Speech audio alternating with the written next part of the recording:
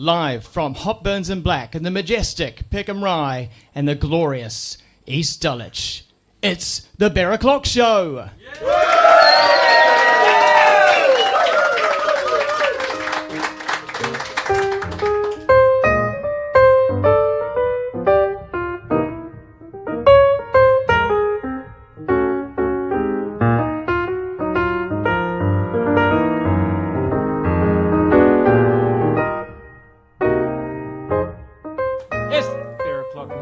Show and live at Hop Burns and Black in beautiful South London.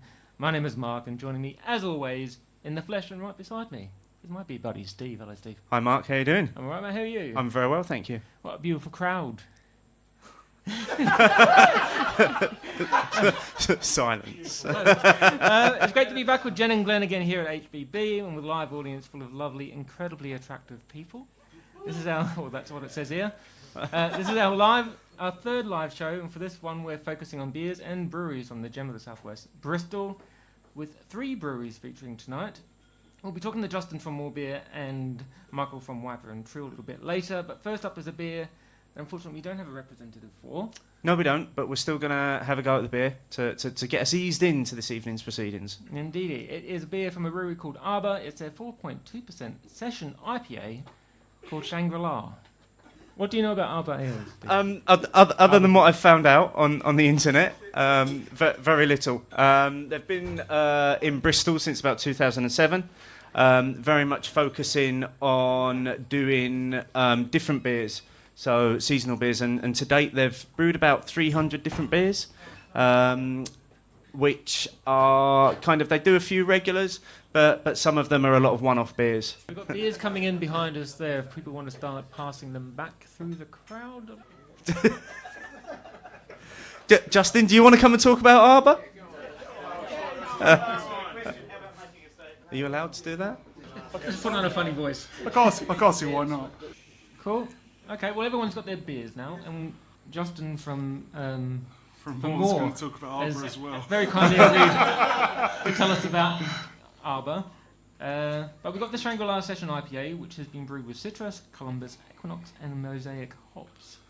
So let's get into the beer first. Yep. Your initial thoughts. So, okay. Cheers, guys. Cheers, guys. Cheers. Cheers. Everyone's staring. What's going on? I've been waiting all day for that. Well, it's got what only I can describe as the typical West Coasty flavours. West Coast. Yeah. So what do you think of this one, mate? I think it's really enjoyable, seeing as I've just nearly drained most of my glass on it. There's a lot of citrus going on in there. The bitterness is really well balanced at the end. It's quite refreshing. It's very easy to drink. Justin, what can you tell us about Arbor?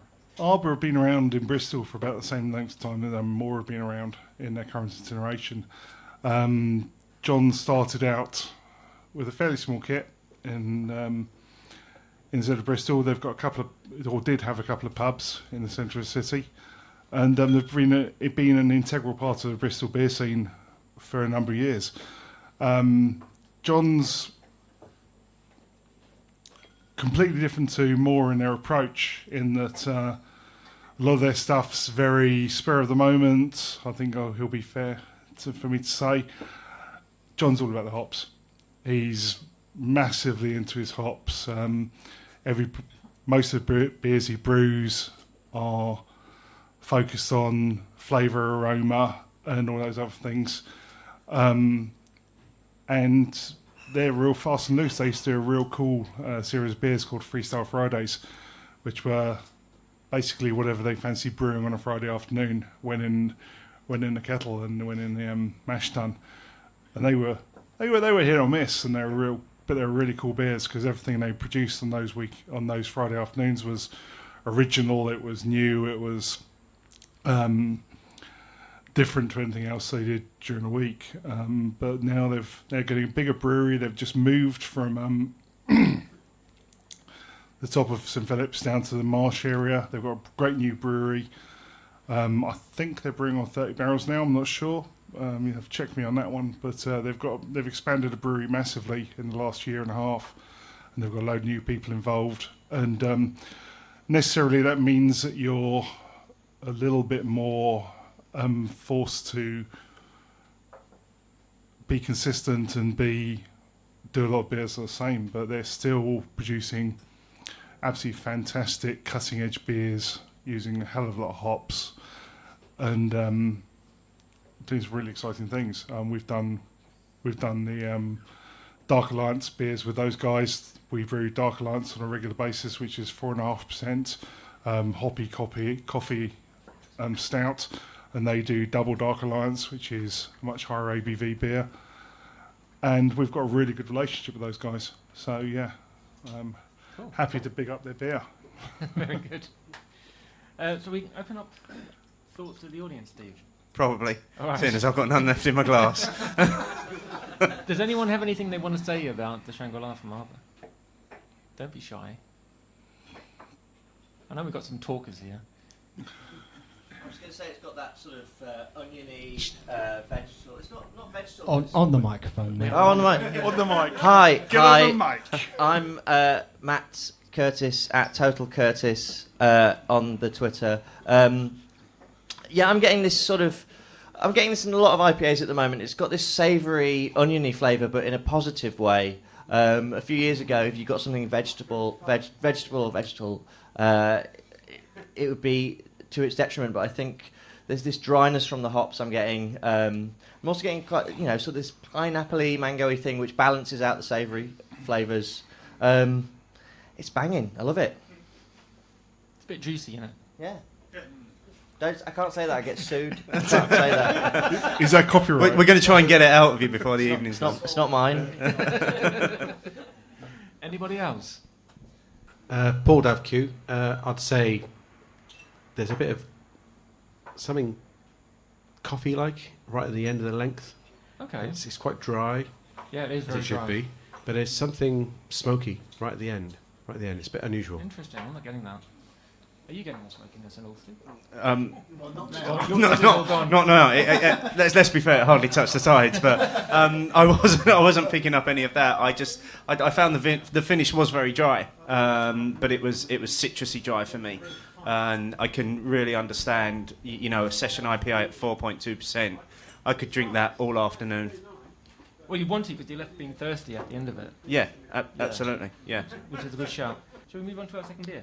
We as soon as we've got Justin up here, we may as well move on Okay. to it and invite some questions on that as well. Yeah. All right, our second beer is from a brewery that began in Somerset in 1996 and relaunched with its current leadership in 2007. And we have Justin from Moor to join us with a beer they made in collaboration with London's own Fuller's and Domus. Is that how you pronounce it? Domus. Relentless Optimism, which is a 5.5% bitter.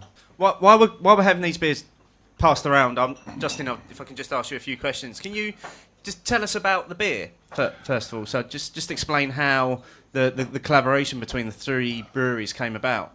It originated as a collaboration between two breweries, in that Moor went out to Toledo to brew a beer with Domus, which was called Long Lunch, because they went out to lunch whilst the brew was going on, and it was in the bar rather longer than it should have been.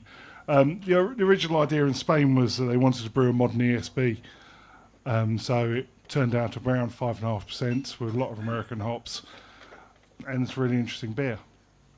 But when we came back to the UK, as with usual with these collaboration things, you have a home and away leg, if you like. So when it came back to the UK, we were struggling to think what beer we were going to brew, and the guys from Domus were very interested in brewing Imperial IPA, and we weren't really, Imperial Stout rather, and we weren't particularly interested in doing that. So one day I sat down, we've recently introduced a beer called Union Hop, which is brewed with Jester hops, which are a new UK variety, and we did quite a lot of work with Fareham Hop Developments to bring that hop to the market. So we sat down and we thought, yeah, we could do an ESB, but we could do it with modern British hops instead of using American hops or Australian hops or any of those things. So we went back to Fareham's and asked if they had any more development hops we could try in this beer, and they came up with quite a stash of different hops.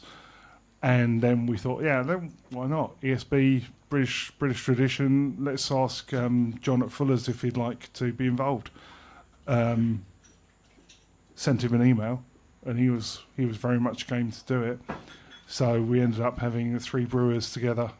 Justin Hawke, who is the shorter American version of Moor, other than myself, and Fernando from Domus and John from Fuller's, all together in the brew house. Selecting hops from, I think we had 6 or 7 possibles. We whittled it down to 3. Don't ask me what they are because I have no clue.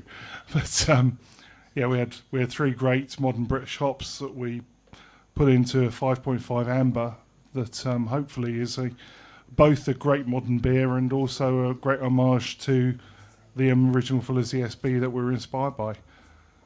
So tell us what you think. Okay. Cool, well, let's get into it, everyone. So, cheers. Cheers. Cheers.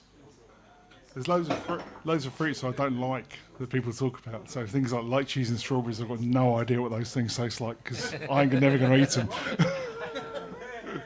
There's all different kinds of flavours going around on this bitter, isn't it, Steve? Yeah. What are you getting out of it? You get a little bit of there's bitterness up front. I'm getting a little bit of kind of a little bit of a woodiness going on in there.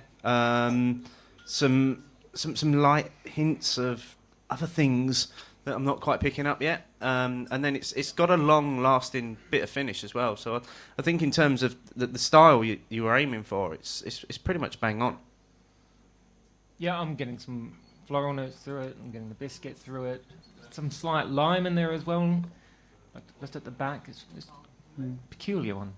Yeah, no, I think a lot of the applause has to go to our suppliers. We use Tucker's Maltings in Devon for a lot of our malts, and they're one of the last traditional floor maltings in the country. And we think their malt's absolutely stunning. So it gives that great biscuity flavour you were talking about, and really smooth malt flavour, above and beyond what you can buy commercially these days. And also, obviously, Farrams with their development programme are doing some amazing new UK hops. So we're getting great new flavours that we just haven't got before from UK hops. So, both of those guys deserve a real big up for what they've done to make this beer what it is. But yeah, I'm glad that people think it's a good representation of the style. Yeah, do we have any comments from the audience or even questions for Justin about more beer? Sorry, did you say this was an amber ale? Right, it's an ESB. Oh, right, okay. So yeah, it's amber in colour, but it's an homage to the style produced by Fuller's in the origin. So yeah. You said there's 3 hops in here, but you weren't sure what they were. Do you know is Jester's in that? No, there's no Jester in it. No, they're all newer development hops. In terms of development hops, when you get the new hops, how do you go about working out what recipes they work with? I'm not the person to ask, in all honesty. We have a conversation that revolves around all the people in the team sitting around rubbing hops and getting flavours from them. And then there are some things that work really obviously, like we do a 6% porter called Be More with Mosaic. And both Justin Hawke and I, when we first tasted Mosaic, thought, amazing hop, but it's nailed on for a black beer. It's got to be a big chocolate blueberry cheesecake of a beer. So some things obviously lend themselves to some things. And the same with Jester. The aim with Jester originally was to produce a hop that mirrored some of the elements of US hops, but with something that could be reliably and sustainably produced in the UK. So I think they've done an amazing job with that. The first year commercial Jester was interesting and it had a great melon / lychee, which I've discussed already, flavour. But it was reasonably one-dimensional. But the second year that we're using currently has got a load more pine and citrus and lemon in it as well, which is making a really interesting 3-dimensional hop. Will you be bottling or canning this? It's in cans. It's in cans. Gotcha. Yeah. Awesome. Everyone's going to ask, so And they're available this evening. they're available behind the bar tonight. Hot Burns and Black, great guys. You can buy it online as well. It's a beautiful looking can. It's got a little Fuller's logo on one side and a little Domus logo on the other. It's fantastic. Buy one now. No, as far as bottling and canning go, we've now changed all of our fresh and hot beers over to cans, simply because we believe they're a better vessel for you putting beer into. You can eliminate all light damage and any oxygen damage from the beer once it's in can. Our cans are fairly unique in that we secondary condition completely in the can. So they come off the end of the line with live yeast in them, and they condition over a couple of weeks into a fully carbonated product. And yeah, we're really delighted with what's going on with those. So all of our beers from now on will be in can, apart from things like Freddie Walker and Fusion, which benefit positively from a little bit of aging. So that's the answer to the question. It'll be in cans. Thank you.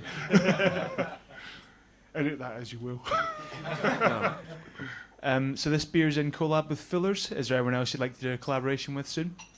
We've got a load of collaborations coming through the pipeline at the moment. We're doing a lot of stuff with Southern European brewers at the moment. We've just done one with Jeannot in Spain called Juicy Jones, which was a collaboration with Jeannot Brewery and Caldecald, who are a bar in Barcelona who also own a juice bar. So we've done a real cool beer with those guys recently.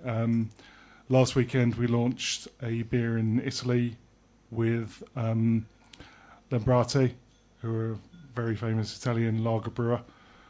They've been around for many years. There was a 20th anniversary last weekend, so that was really cool as well. And yeah, we're going down more and more of those kind of European collaborations at the moment. As the UK ones, depends who asks us really at the end of the day. There's the outstanding return match with Beavertown, which we did Ripper with those guys probably 3 or 4 years ago now, which was a session strength rye IPA brewed at our place. So we should really go back and do some of those. And we kind of do things on a regular basis for Arbor. So maybe another Arbor collaboration at some point. But other than that, yeah, don't know. Hi, Michael Lalley at Bushcraft Beer on Twitter. Just on the collaborations with the European brewers, is they on your kit or on their kit, and are they like what do you want to get out of those collaborations? Is it most collaborations, certainly ones that we do, tend to be a two-way thing. So we'll brew one beer at our place and one beer at their place. So as I say, you know, we've just done Juicy Jones at their place, and they'll be coming to the UK later in the year to come and brew on our kit. As I described earlier, the Arbor collaboration with Dark Alliance, we brew Dark Alliance, they brew Double Dark Alliance. So we always aim to have something that brings something from both breweries into the equation. There's no point just doing a collaboration for names, because you don't get a great product from it. You've got to have a meeting of minds and a meeting of styles, so that you're both happy with what you're producing. Yeah, and I guess to use a footballing analogy, sounds like you have a home and then an away leg, and you, absolutely. you try a little. Yeah. Fantastic. Cheers. Any other comments? Otherwise, we'll move to Steve's portion of the interview. I just wanted to ask, Justin, in terms of Bristol becoming a kind of beery region in the UK, where do you see things developing in the next 12 months in Bristol? You've got how many brewers there now? 11, 12, is it? Something like that, yeah. Yep. Where do you think the scene's going to go there? I think Bristol's got a really exciting scene at the moment. When we moved a year and a half ago, it was already developing, and the move came about originally because both Justin Hawke and I despise the countryside, despite both living there at the time, and we just wanted to get out of Somerset and come to the city. And it was for a series of conversations that we came to the point that we wanted to buy a building that was in the centre of Bristol, where people could be involved in the process. They come and visit us, come and see the brewery, come and see and feel what we do, which we couldn't do stuck in the back end of Somerset. So when we came to Bristol, we opened the first tap room. Maybe not the first tap room in the UK, but certainly the first US style tap where we only serve more beer, and we aimed it as being a sampling station for the brewery rather than being a pub. So as things have developed, we've now got 2 weeks' time. We've got Bristol Food Connections, which has got a brewery tour, which will lead to Left Hand Brewery opening their brewery tap just down the road from us. All the other guys, Arbor and Good Chemistry, who are up the road from us, are doing an East Bristol pub crawl, or tap crawl, if you like, brewery crawl, whatever you want to call it. And it's a really, really good collaborative environment. Hopefully we bounce well off each other. Michael will say more on that later, I'm sure. But it's a really exciting thing. Obviously the big news for the next few months will be Lost and Grounded, with Alex Tronsko opening his new brewery. He's got some really cool people working there. It's just pinched a brewer from... it's just nicked a brewer whose name you'll add later. But Stuart, from Buckham. So that's really exciting. And the things they're doing down there, they've got a very, very large building. They've got a great brew house arriving. And that's obviously just developing the whole Bristol brew scene. Everyone's getting bigger all the time. We're just about to receive 7 new fermentation vessels to double the capacity of our brewery. And it's matched as well by the number of new bars and new restaurants opening that are open to craft beer. So it's very exciting. And what's next for Moor? What does the next 12 months hold for you guys? Next 12 months? Next 2 months I can work on. Okay. Yeah, we've got... when we moved to Bristol, we put some new FVs in that doubled the capacity of the brewery at the time, which we hoped would last us a couple of years. And we've been massively below demand for the last 6 months. So we've got 7 new FVs arriving beginning of May. Again, doubling capacity of the brewery. We put a canning line in last year, which was a hugely expensive undertaking because we wanted to do everything right. So rather than buying the off-the-shelf systems from the US, which other people have used to greater or lesser effect, we went to a leading German packaging line manufacturer who produce canning lines for most of the major brewers in Europe, and asked them to build us a craft size version of what they produce. So we've got this amazing 8-head isobaric filler with mechanical seaming, just to make sure that everything we do is to the standard that we expect. So with that kind of investment over the last 2 years, where we were hoping to be able to put our feet up for a little while and just enjoy the new brewery, but it doesn't look that way. So we're now looking for new warehousing space, which we can use also for maybe a pilot brewery, and just progressing from there. Really, it's at a speed where you can't keep up with the progress. We order new equipment. It's months in the process, and then once we get it, the capacity we were expecting that to take care of has been bust through anyway. So it's just the expansion's absolutely terrifying, but very, very good fun and most enjoyable. So okay, so lots to look forward to then. Justin, really appreciate you joining us tonight. Ladies and gentlemen, can we just thank Justin for his time? It's been a pleasure.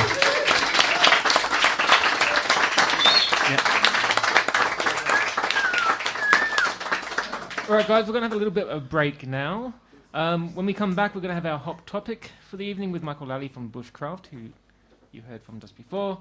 And we're going to have our third beer tasting from Wiper and Troop. So we'll be back in about 5-10 minutes.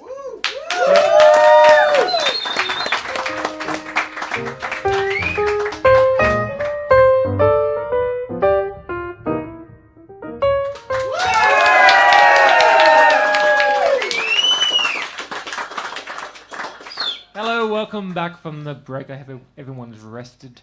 We're going into our hot topic section now. So this is a little bit that we do every week, where Steve posts a hot topic to Twitter, and gets lots of contentious and controversial comments back.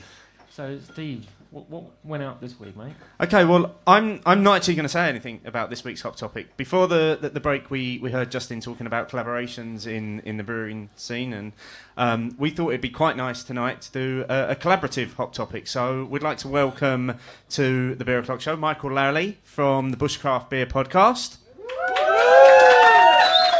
And Michael's going to take hot topic for us. Michael, away you go. Thank you, Steve. And I think it's very clever that you brought a fellow podcaster to collaborate on your podcast on the topic of collaboration. Well done.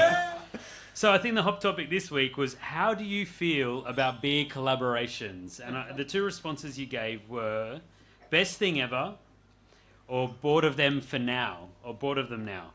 And we had 77 responses on Twitter. We had a 70% in favour of best thing ever. And 30% obviously for the board of them now. I had a quick scan of the topic and the responses, and there was some, I think a lot of people were favourable as per the 70%. A couple of people mentioned things like the Rainbow Project and a couple of other things where I think we're seeing really good examples of collaboration, but obviously they can go not very well. And I think there was a couple of people that said, yeah, but sometimes they don't work. So mainly favourable. So I think that was good. So before I ask for your opinion, Steve and Mark, let's open it up to the audience in terms of what they think of beer collaborations. This is the collaborative portion of the Well, someone had to. At Irish Beer Snob Wayne. I suppose my own thoughts on collaborations generally, they're a good thing. I think Justin from Moor saying that they're going out to Europe and they do a home and away leg is a really good way of doing it. Because I suppose both breweries get to experience, I suppose, a bit of the local culture they're brewing in. Sometimes, like if you've got two near located breweries and the two of them decide let's make a beer together, it's like, well, what are you actually contributing to the beer itself? Like, is it just like a vanity thing, or are you actually going to use what you're really good at and what the other party's really good at and make a really superb beer? And sometimes, as a result, I think we see some pretty middling to average beers that sell well because they're a collab, but underneath it all, they're like a Wonder Bra, false advertising, you know. Oh. I think before we take any more comments, can I just say as well also that it's like podcasting royalty in here tonight, because we have got Wayne and Janice from the Irish Beer Snob podcast as well. So guys, welcome. And thanks for being the first one to make a comment on collaborations. Hi, Matt Curtis at Total Curtis. I think collaborations are a great thing, especially for the young craft brewing industry, because we often forget that a lot of the breweries are, less than 5 years old, and they've all got very different brew kits. They ferment differently. They brew very different beers, and collaboration is a shared learning experience. I mean, look at Beavertown, who are trying to do a new core IPA, and they brew with Other Half and Boneyard from the United States, who are producing some of the best IPA in the world. So to bring them to the brew house and say, how do you make your IPA? Oh, we make it like this. And they can then use that. And that's a shared learning experience. And if we think about Moor and Fuller's, that's, a very modern and a very traditional brewery, both making excellent beer on cask and keg, but doing it in very different ways. And so being able to see each other's different processes is, I think, not just important for them as breweries, but then it's all important for the consumers who drink these beers and get these different drinking experiences. So, collaborations are great. Yeah, I mean, just on Beavertown, I know that they do lots of collaborations, but one of them that they did recently was for their 4th birthday. It was with Tor Earl from Copenhagen. Thank you to Craft Beer Channel for how you pronounce that. I asked Twitter today and they helped me. They did a Dr. Jekyll and Mr. Hyde collaboration where they took a single beer and turned it into 2 different beers with interesting packaging, interesting concepts. I thought that was a good collaboration. Was the beer exactly what maybe people wanted it? I think the jury might be out on that, but in terms of the concept behind it, I thought that was a pretty good example of where a collaboration and what that brings out is a good one. We've got a comment over here. Is it about the money? About selling beers, basically? I think we've got a brewer in the house that might be able to answer that. as any brewer will tell you, it's never about the money. The best way to make a large fortune in brewing is start with an even bigger one. So, no, I mean, the whole point of a really good collaboration is that you both bring something positive to the arrangement. I think there's a danger as things go forward that there's a kind of box ticking or name collecting element to the whole thing, where certain breweries think that they'll look ultra hip if they get Brewery X to come and collaborate with them, or if they cross the name off the bottle or whatever. So yeah, I think there's an element of that going on, but for a positive and well-crafted collaboration, you're really looking at two breweries that have something both to offer to the arrangement, and you're actually producing something positive out of it. And I think that's probably what everybody's looking for. The sales side of it, most of the breweries in the UK that are any good these days are selling everything they can produce anyway. So the sales side of it, although I love having Fuller's on the side of my can, it's not doing. I've sold all of it, and if it didn't have their name on it, it'd sell the same speed. So it's not to do with the marketing side or the sales side. It's absolutely done by the brewers, and certainly from our point of view, I have, as sales manager, I have no input whatsoever into who we collaborate with and how we collaborate with them. So that's as good an answer as I can give. Anyone else? Michael, Wiper and True. Yeah, I'd second that. I mean, whenever I've done collaborations with other brewers, we've found that we get the most carried away about what ingredients we could use, and we sort of spur each other on quite a lot. And it doesn't become about a money-making exercise at all. It's more about what you can explore together. I think there are cases where it's quite positive in that sense, where, especially if you're going to Spain or something, you might want to get your name established with a local brewer, or if you want to if you go and brew a collaboration with a brewery in Manchester, that's going to open your beers up to that scene. But in general, it doesn't tend to be a high profit margin exercise. I think when we're doing collaborations, we find the most interesting ones are where we can really expand our kind of understanding of beer, and we find that we can do that best often through not working with other breweries but other producers. So we've done a really interesting collaboration with a local coffee roaster just down the road from us, and we spent a lot of time blending beers and coffees and trying to work out on each side which process would work best to get the best results. And we were doing we've done two with them that they've both been light beers instead of dark beers, which we decided to try and sort of play on the fruity notes that the coffee roasters were trying to get out of some coffee, and the fruity notes from the hops that we were trying to get out. And it took the most amount of experimenting and playing around of any of the beers we've ever made. I thought that would be really fun because it would be drinking beer and coffee, which might balance each other out. But they didn't at all. I came out of those meetings with this sort of slightly pissed and really high on caffeine. And instead of them combining beautifully into this lovely feeling, it was really horrendous, just sort of tearing in the middle.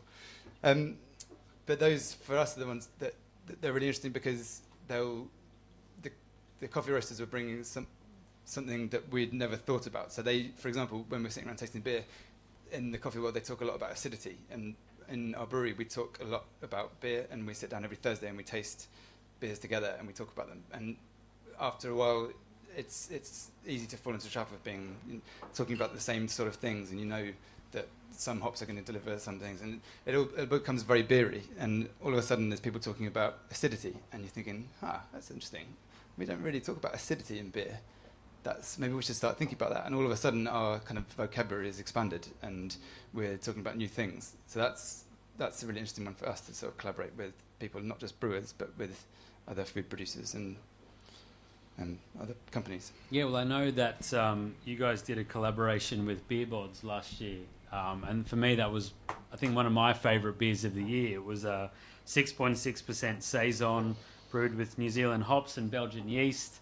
It had the name of Cobbles and Clouds, And for me, it was my favourite beer of the year. And I think that was a great example of not necessarily two brewers coming together, but two producers or two beer-loving folk coming together to create something pretty interesting.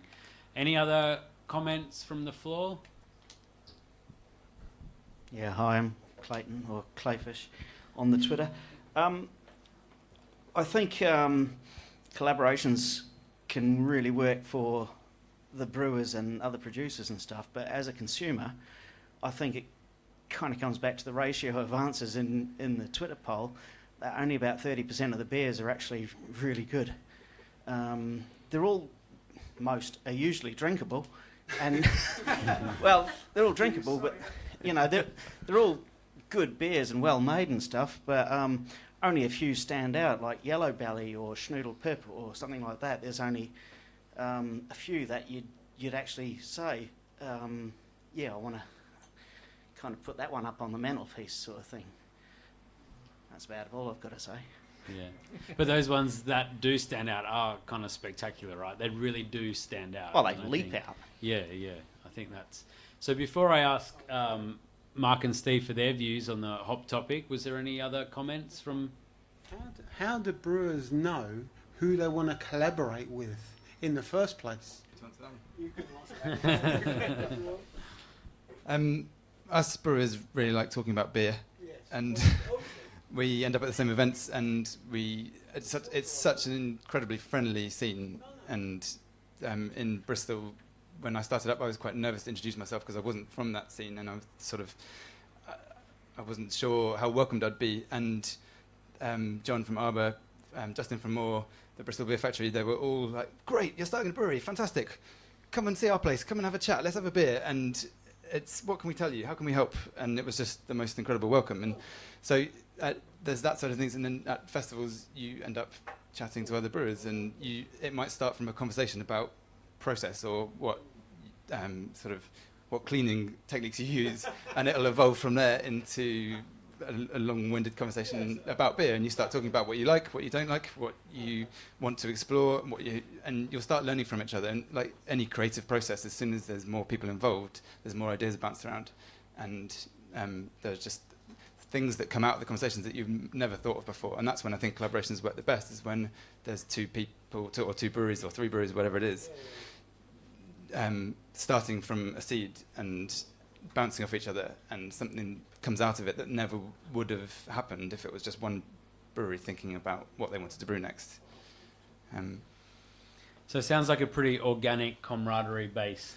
I think those are the origination. best ones. They come from long conversations over a beer, about beer, and they evolve. Which is from that exactly point. what my podcast is about. But enough about plugging my podcast.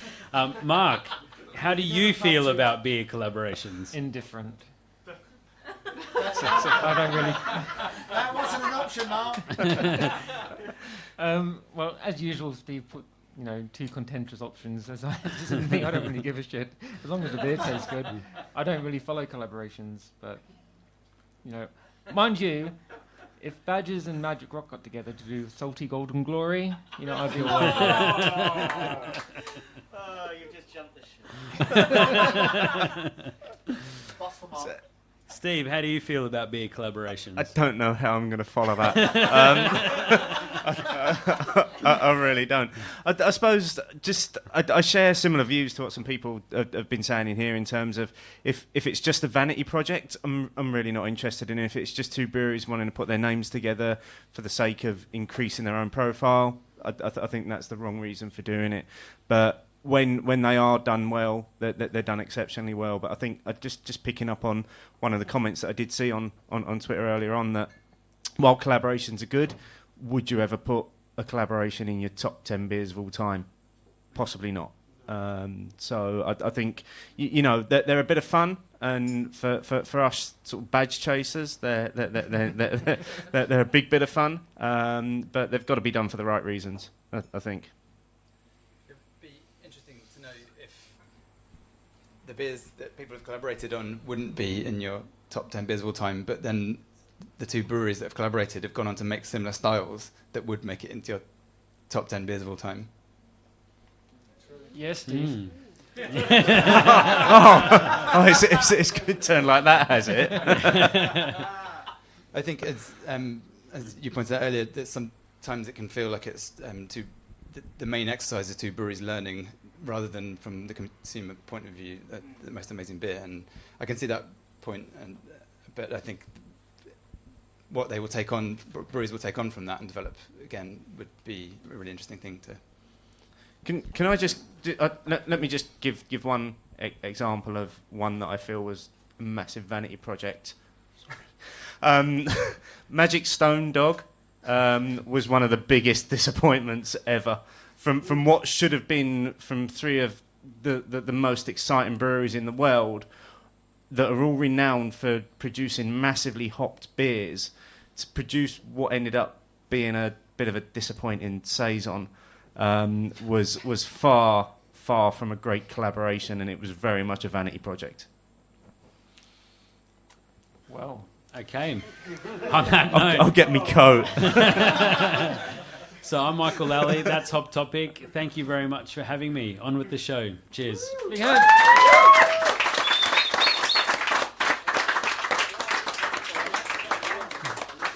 Many thanks to Michael for hosting that for us, and please make sure to give Michael's podcast, Bushcraft Beer Podcast, a listen. Slightly different format to what we do, but interesting long-form conversational pieces. Especially episode 4, because we're on it. So we're on to the third beer now. This is a beer from Wiper and True. We'll be hearing from Michael tonight, so he's going to join us to talk about this beer, which is the Milkshake Stout, which is 5% ABV. Oh, thank you very much. Thank you. So we just got the beers coming out now. So if you can just pass them back through the crowd, that'll be lovely. Thank you very much.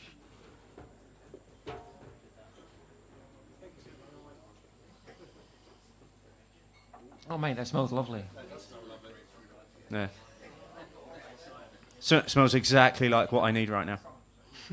Oh dear, take it back.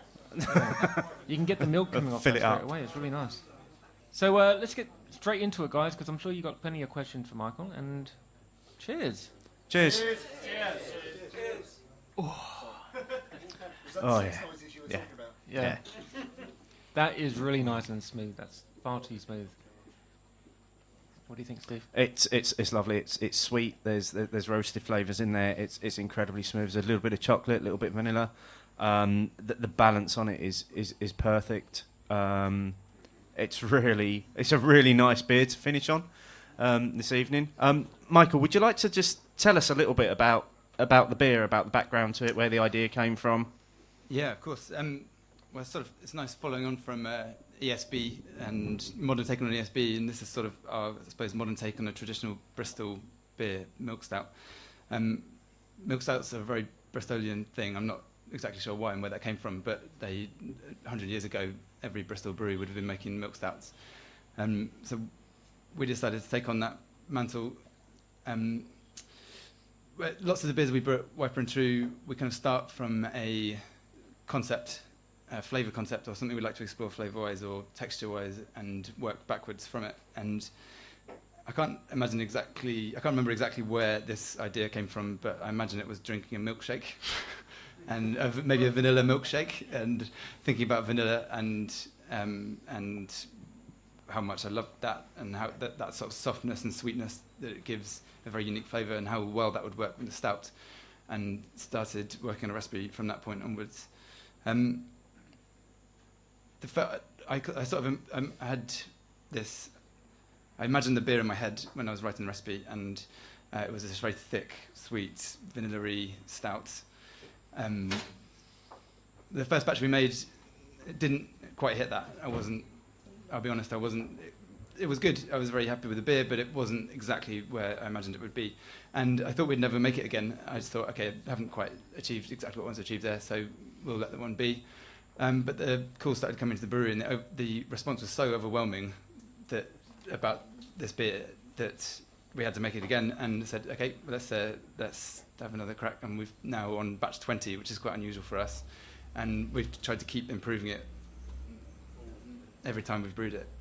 So always trying to make it thicker, and better vanilla flavors. So we've played around with the vanilla quite a lot. We started off using vanilla pods, and they just weren't giving us enough flavor. So we started using the best vanilla extract that we could find, which gave a lot more flavor. But then we started doing tastings of vanilla pods again, and different vanilla pods from different parts of the world, and started after we'd tasted a lot of them, realised that the extract was still feeling a bit synthetic. So we've gone back to vanilla pods and just used loads of them. So we used, I think this batch had 2 kilos of vanilla pods in it. And now we're trying different techniques for extracting the vanilla from those vanilla pods, and it's all a constant learning journey, and we're trying to make those things better, like bigger and smoother and more vanilla, and I think we're getting there. Any questions for Michael? Yes, sorry. I was honestly too busy enjoying the beer and not paying attention to what was going on. Michael, tell us a little bit about the background to Wiper and True and how the brewery started, and how you've got to where you are today. It all started from actually making cider. So being based in Bristol and started making cider with friends, and one of those friends was called Al True, and we made lots of cider together, and then started talking about how we can only make cider once a year, really. And so we started playing around with making beer and started making beer at home, and it's all sprung up from there. But really, I've got a bit carried away. Just a bit. So. Started making beer at home, and at the time we got this sort of curious response where lots of people would say, we'd force it on friends when they came round, and they'd say lots of people were sort of not really into beer but were really enjoying what we were making, so like really fruity, hoppy IPAs or wheat beers or saisons, and there was a lot of response of like, I've not really tasted a beer like this before, and it got me thinking about how a lot of the beers at the time were not very accessible to people who weren't already drinking beers and traditional British beers, and so we managed to persuade 3 breweries to let us come and use their equipment to make some commercial batches and package them up and sold them at a Christmas market, and we're fortunate enough to have a few landlords in Bristol come by. The response was really good, and they said there's an I think, as I was explaining earlier, I was a bit worried when I joined the Bristol scene that people would just not be that warm or receptive, and they might sort of think, oh, another brewery, great, that's the last thing we need. But it was the complete opposite. People were so excited about a new brewery starting up, and what things we were trying to do with beer. And loads of them just took a punt on it and were like, yeah, we'll take 3 cases straight away, we'll put it on, and we'll give you a shout if it works. And it kind of took off from there, really. We then sort of spent the next 2 years trying to find more and more breweries to let us brew beer at their places. Well, we tried to find our own premises and own setup, and we ended up brewing in 10 or 11 different breweries, and at one stage had 5 beers in different tanks around the country, which was amazing and just incredible that our competitors and other breweries would let us come and use their equipment.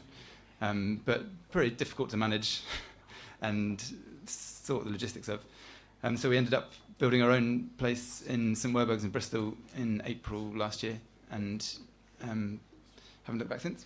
Any other questions for Michael? We don't have one from... Hi, Martin, MJPO007 on Twitter. Your branding is very distinctive. What's the background behind that? That all came from the story I was saying earlier about people, the reaction being sort of, I'm not really into beer, but I really like this. Tell me more about this. And that thinking about who's being invited into this sort of amazing world of beer and all the flavours and textures and aromas that could be explored.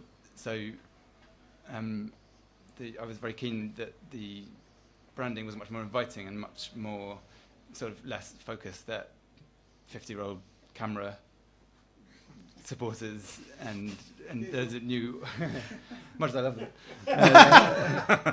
there's a different audience there that could be drawn in through a different approach to how you present it. So we spent a long time working on how the visual appeal of that and making it one of the biggest parts of the brief was to try and make it unisex in approach, so it wasn't just aimed at men. It had a broader appeal than that, to make it sort of have a feeling of traditional roots, but something new to it, and something a bit decluttered. As at the time, the branding in beer has become so much better over the last few years.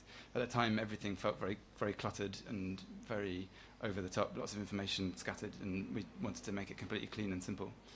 The people that did the work were called Studio McGill down in Brighton, and they were the most incredible people to work with. They take what they do as seriously as we take making beer, and they ran with a brief and came and talked to us a huge amount about our beer making and why we do it and the ethos behind it, and then translated that. So is it like a system? Like we have names for hurricanes in a list. Do you have like a system of pictures which you're going to go to? Each image relates to the style of beer, and the images are based on the sort of representation of the brewing process, about how mankind takes different natural ingredients and harnesses them and explores them and exploits them and celebrates them and turns them into something that is different and beautiful in its own way. So they're all about how we interact with nature. Thank you very much. What I'm gonna jump in there. It's me. Why the image on this one? Why is it the space shuttle? It's about exploration. Oh, okay. Steve. Someone wrote a lovely thing on Twitter. We've just released a wheat beer, and it has a windmill on it. And someone wrote, I think Wiper and True choose their imagery by asking an 8-year-old what's cool. And it's not far off. See, there's worse ways to do it. Yeah. I would have got that though. I would have got that one. I was struggling with the space shuttle. Do you have any more questions for? Question over here. I've got a question regarding SKUs or SKUs, strictly retail, business to business. Each bottle you bring out, you've got a different barcode. Is there a significant administration cost to have a different barcode for every beer? Absolutely. We don't do things the easy way, that's for sure. We don't really have a core range, and we keep making new beers all the time. And we sometimes have themes that we'll come back to and explore. But essentially every beer that we're making is a new one, so we have to have a new barcode for it. We have to have new labels printed. Where do you get barcodes from? Is there like the barcode federation worldwide? Yeah, it's like they're like a mafia. They hold on to the barcodes and release them every now and again. Yeah. I can't tell you on air where we get them from. I think there's a spin-off series here. the Barcode O'Clock Show. Thank you very much. Any other questions? Any sensible questions? Jen. Mine's not a question, just a statement from a retail perspective, like my partner Glenn. This is Jen at Hopburnsblack. We sell many, many more 500ml bottles of yours than 330mls. And it's obviously retail perspective here. Most people put their bottles out in 330s and they sell very, very well. But for some reason, we can't sell your 330mls. If we put your 500mls, they just go off the shelf. So do you find that you sell more 500mls? Do people like the big format beers for your particular brand? I've never sort of compared them in that context. Like, you can't sell your 330s if we've got 500 there, and I like that. That's good. People want more of it. We find when we're selling beer in London, it seems quite unusual to have 500ml bottles, and lots of the wholesalers say that's a bit sort of old hat. And we've talked about doing lots more 330s, and then our Bristol customers say, "Don't you dare!" We love 500s, and I don't really know. I don't know what the phenomenon is there.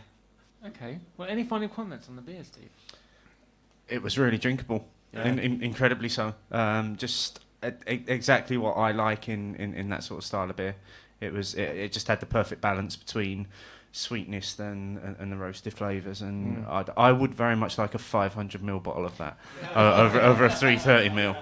Yeah, it was lovely and smooth and sweet, and the roasted malts weren't too overpowering, which it was fantastic. Thank you very much. Well done. You should do this for a living. Right. Big thanks to Michael.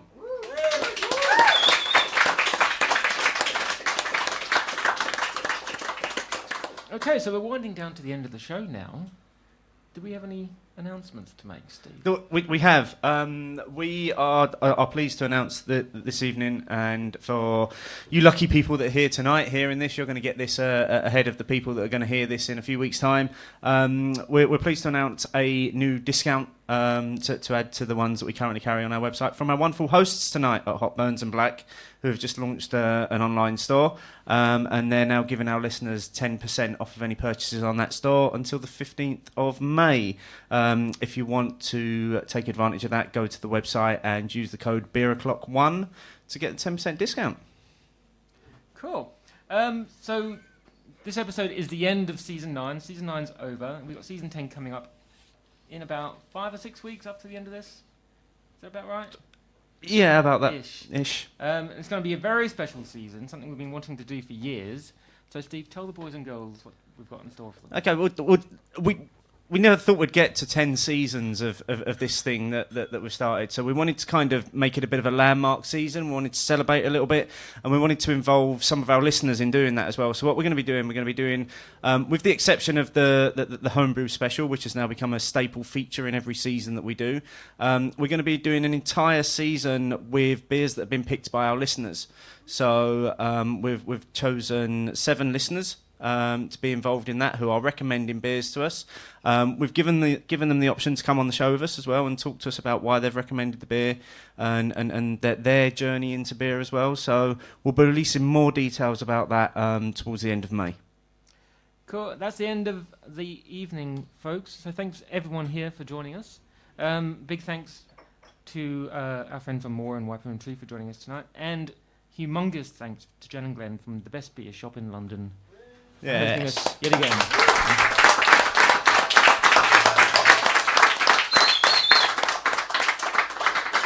And from the bottom of our hearts, a big thanks to the hosts tonight, Mark and Steve. Thank you very much. Thank you. Right. Steve, that's it. It is. Until next time, mate. It's been the highlight of my week. And mine. Bye-bye. Woo!